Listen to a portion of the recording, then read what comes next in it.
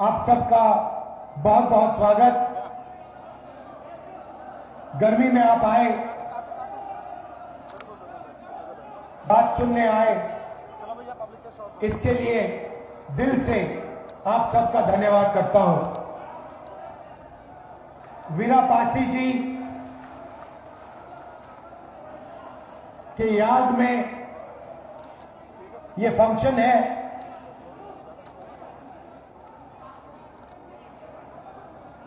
उनकी जो लड़ाई थी, उनका जो त्याग था, उसको याद कर रहे हैं हम आज। मगर जब मैं भाषण सुन रहा था तो मैं सोच रहा था कि हां, हम पासी जी की याद करते हैं, अंबेडकर जी की याद करते हैं, मगर जो विचारधारा अंबेडकर जी की थी, वीरा पासी जी की थी, उसकी रक्षा ठीक से नहीं करते। हमारे सामने, आंखों के सामने संविधान पर आक्रमण हो रहा है। संविधान कोई मामूली किताब नहीं है। कॉपी देना संविधान की है, लाओ। ये कोई मामूली किताब नहीं है। ये मत सोचिए कि ये जो किताब है ये मामूली चीज है। ये मत सोचिए कि ये किताब आजादी के बाद लिखी गई थी। इस किताब में एक विचारधारा है, वो अंबेडकर जी के खून में थी, वीरा पासी जी के खून में थी,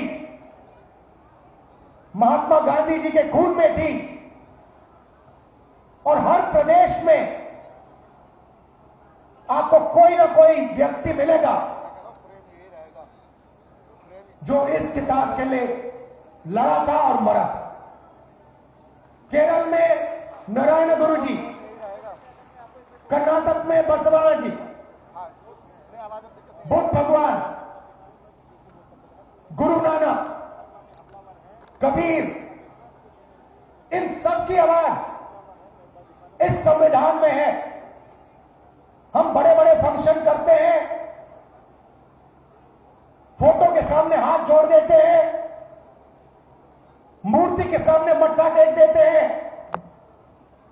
मगर जब हमारे आंखों के सामने वीरा पासी जी की विचारधारा का अपमान किया जा रहा है, उसके चित्र चित्र उड़ाए जा रहे हैं, तो फिर हम चुप हो जाते हैं। अंबेडकर जी की बात होती है, हाथ जोड़े जाते हैं,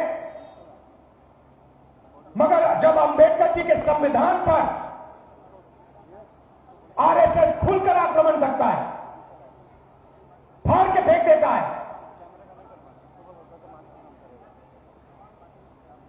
बिल्कुल वही लोग जो अंबेडकर जी की मूर्ति के सामने जाके मत्था टेकते हैं, वही लोग अंबेडकर जी की विचारधारा को भूल जाते हैं। वही लोग अंबेडकर जी की विचारधारा की रक्षा नहीं करते। यही कमी है। मूर्ति के सामने हाथ जोड़ो, मत्था टेको, मगर जब विचारधारा पर आक्रमण होता है, जब उनके खून पर आक्रमण होता है, तो फिर उसके सामने खड़ा होना पड़ेगा। और यह आक्रमण सिर्फ संविधान पे नहीं हो रहा है, क्योंकि संविधान क्या कहता है? वीरा पासी जी ने क्या कहा, अंबेडकर जी ने क्या कहा? एक ही चीज कही थी हिंदुस्तान में हर व्यक्ति को अभ्यास का सही फल मिलना चाहिए। हर व्यक्ति एक समान है, और अगर ये देश है तो ये सबका देश है। किसी एक जात का नहीं है, किसी एक व्यक्ति का नहीं है, किसी एक अरबपति का नहीं है, किसी एक संगठन का नहीं है, हिंदुस्तान के हर नागरिक का है।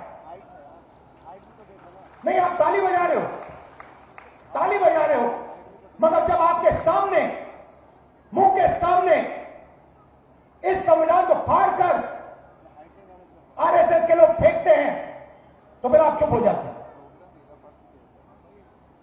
मैं आपसे ये कहना चाहता हूं, इसमें आपकी आवाज है, ये आपका खून है, और इसकी रक्षा करना, इसको बचाना आपका फर्ज बनता है, आपकी जिम्मेदारी है। नरेंद्र मोदी आपसे कहते हैं कि विदेश मत जाओ, आपसे कहते हैं सोना मत खरीदो, आपसे कहते हैं इलेक्ट्रिक गाड़ी खरीदो। आने वाले समय में किसान के पास खाद नहीं होगा।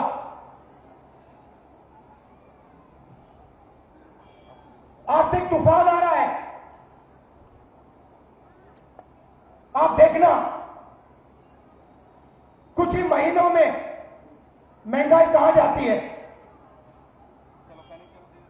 पेट्रोल के दाम कहां जाते हैं, डीजल के दाम कहां जाते हैं, गैस के दाम कहां जाते हैं, दाल चावल के दाम कहां जाते हैं। खुल के प्रधानमंत्री कहता है सोना मत खरीदो, विदेश मत जाओ, और फिर हजारों करोड़ रुपए के जहाज में विदेश चला जाता है। आप लोग चुप रहते हो, आप लोग एक शब्द नहीं बोलते हो,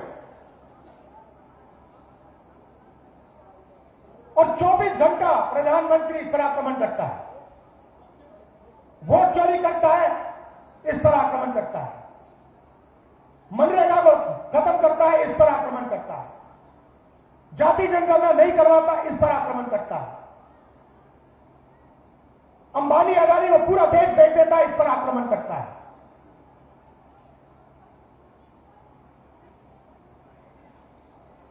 तो मेरा कहना है, हम अगर अम्बेडकर जी की बात करें, अगर हम वीरा पासी जी की बात करें और उनकी मूर्ति के सामने हम हाथ जोड़ें, तो फिर हमारी जिम्मेदारी है कि उनकी विचारधारा की हम रक्षा करें। इसके बिना हाथ जोड़ने का कोई मतलब ही नहीं है। आप सोचिए, अगर अम्बेडकर जी यहां बैठे होते और आप उनके सामने हाथ जोड़ते, उनके नारे लगाते, और फिर एकदम बाहर जाके अंग्रेजों के साथ मिल जाते, उनकी विचारधारा के खिलाफ खड़े हो जाते, या उनकी विचारधारा की रक्षा नहीं करते, तो अम्बेडकर जी, वीरा पासी जी क्या कहते?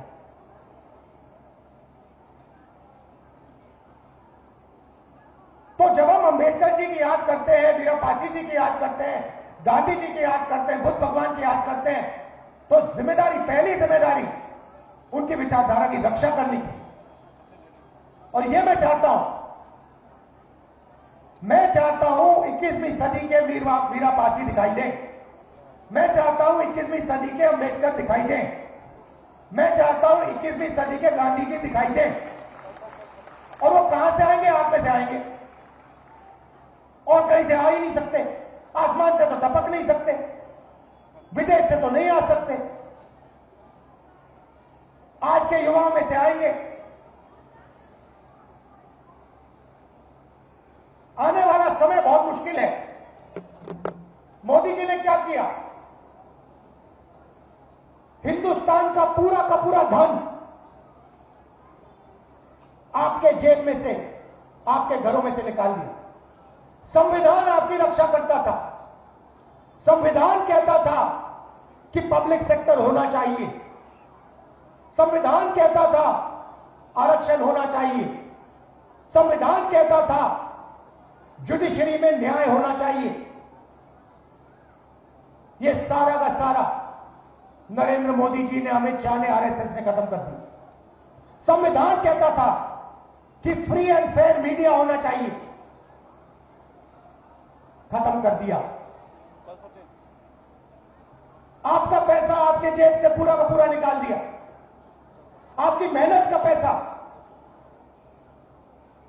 मनरेगा बंद कर दिया, पब्लिक सेक्टर को प्राइवेटाइज कर दिया। यूनिवर्सिटी में आरएसएस के वाइस चांसलर दिखा दिए,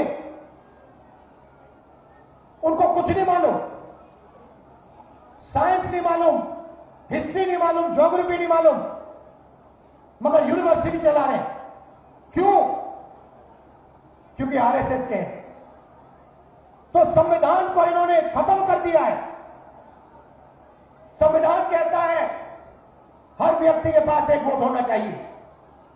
एसआईआर महाराष्ट्र, हरियाणा, मध्य प्रदेश, असम, बंगाल में करोड़ों लोगों के वोट काट दिए। जो उनके लिए वोट नहीं करते उनके वोट काट दिए। तो 24 घंटा इस पर आक्रमण किया। अब सच्चाई सामने आ रही है और सच्चाई से कोई नहीं छुपेगा। यह आपकी रक्षा करता था, यह हिंदुस्तान की अर्थव्यवस्था की रक्षा करता था, यह किसानों की रक्षा करता था, यह मजदूरों की रक्षा करता था, यह छोटे व्यापारियों की रक्षा करता था। नरेंद्र मोदी ने इसको खत्म कर दिया। आपके जेब में से पैसा निकाल दिया। नोटबंदी से इसने किसानों को खत्म किया, छोटे व्यापारियों को खत्म किया, रोजगार बंद किया और अब ईरान और अमेरिका के बीच में युद्ध हो गया।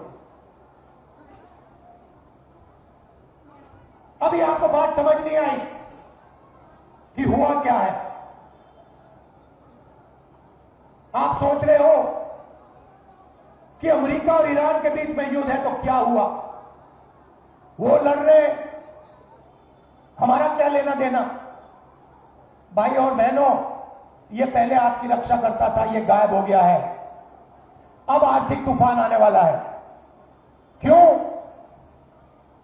क्योंकि अमेरिका ने ईरान पर आक्रमण किया और ईरान ने हॉर्मुज स्ट्रेट को बंद कर दिया। हॉर्मुज स्ट्रेट को बंद करने का मतलब दुनिया का 20% तेल, 20% तेल का सप्लाई खत्म। इसका नतीजा आने वाले समय में महंगाई आसमान तक। आपने अपनी जिंदगी में ऐसी महंगाई नहीं देखी होगी। फिर से दोहराता हूं, जो आने वाला है 3-4 महीने में ऐसी महंगाई आपने अपनी जिंदगी में नहीं देखी होगी। दूसरी चीज, खाद, किसानों को खाद नहीं मिलने वाला है। तीसरी चीज, गैस, गैस का सप्लाई खत्म होने जा रहा है। केरोसिन, सारा का सारा बंद होने जा रहा है। और जो आपकी रक्षा करता था, ये इसको फाड़ के नरेंद्र मोदी ने फेंक दिया है। तो अब आर्थिक तूफान का नतीजा अंबानी अदानी को नहीं लगने वाला। वो अपने महलों में बैठे रहेंगे। अब सीधा का सीधा आर्थिक तूफान आपके घर में आ रहा है। क्यों? क्योंकि नरेंद्र मोदी ने इसको खत्म किया और जो आपको रक्षा करता था उसको उन्होंने हटा दिया। अब पूरा का पूरा झटका किसानों को लगने वाला है, युवाओं को लगने वाला है, मजदूरों को लगने वाला है, माताओं बहनों को लगने वाला है। और नरेंद्र मोदी क्या कहता है? कहता है विदेश मत जाओ, और फिर अपने जहाज पर उनके विदेश चला जाता है। भाइयों बहनों, नरेंद्र मोदी ने हिंदुस्तान के आर्थिक सिस्टम को बेच दिया है। फिर से बोलता हूं, नरेंद्र मोदी ने हिंदुस्तान के आर्थिक सिस्टम को बेच दिया है। उसने अडानी को, अंबानी को और अमेरिका को हिंदुस्तान का आर्थिक सिस्टम पकड़ा दिया है। अब आर्थिक तूफान आ रहा है और नरेंद्र मोदी और हिंदुस्तान की सरकार आपको नहीं बचा पाई। देखना, 2-3 महीने में आपको पता लग जाए कैसा जबरदस्त झटका लगने वाला है। और आप याद रखना, नरेंद्र मोदी कहेगा, आपसे कहेगा, रोएगा, जैसे कोविड के समय रोया था, जैसे नोटबंदी के समय रोया था, रोएगा और कहेगा मेरी गलती नहीं है। और मैं आपको बता रहा हूं कि गलती सिर्फ नरेंद्र मोदी, अमित शाह और आरएसएस की है, क्योंकि इन्होंने इसको खत्म किया है। देख लेना, 1 महीने के अंदर टीवी में आएगा नरेंद्र मोदी, रोएगा, हाथ जोड़ेगा, जैसे नोटबंदी में कहा था मुझे लटका देना फांसी से। नोटबंदी उसने की, आपसे पैसा उसने छीना, आपके घर से पैसा उसने छीना और फिर आके हाथ जोड़ दिए और कहा कि मुझे लटका देना फांसी पे अगर काला धन नहीं खत्म हुआ। काला धन खत्म हुआ? उसके बाद कोविड के समय वही बात की, मजदूरों को मरवा दिया, घर भेज दिया, लॉकडाउन कर दिया और अरबपतियों का लाखों करोड़ रुपए कर्जा माफ कर दिया। और फिर से करने वाला है। चुनाव से पहले कहा कि पेट्रोल की कोई कमी नहीं, गैस की कोई कमी नहीं है, पेट्रोल के दाम नहीं बढ़ेंगे।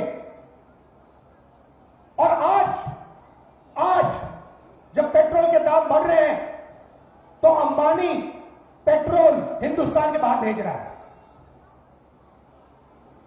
अंबानी रूस से पेट्रोल खरीदता है और बाहर बेचता है। और अंबानी नरेंद्र मोदी की फंडिंग उस पेट्रोल के पैसे से करता है। यह सच्चाई है। रास्ता क्लियर है, रास्ता दिखाया गया है पहले। अंबेडकर जी का रास्ता है, नेहरू जी का रास्ता है, गांधी जी का रास्ता है, वीरपासी जी का रास्ता है, बुद्ध भगवान का रास्ता है, नारायण गुरु, बसवना, ये सब, इन सब लोगों ने रास्ता दिखाया है। आप मूर्तियों के सामने हाथ जोड़िए, घंटों जोड़िए, मत्था टेकिए, मगर जब उनकी विचारधारा पर आक्रमण होता है तो फिर खड़े हो जाइए और पीछे मत हटिए। यही है मतलब, यही है मतलब मत्थे टेकने का, यही है मतलब हाथ जोड़ने का। नारों से कुछ नहीं होने वाला, इसकी रक्षा कीजिए। इसमें वीरापासी जी की आवाज है, उनका खून है इसमें। अंबेडकर जी की आवाज है, खून है इसमें। गांधी जी, नेहरू जी, सबकी आवाज है इसमें, सबका खून है इसमें। आवाज की और खून की रक्षा कीजिए।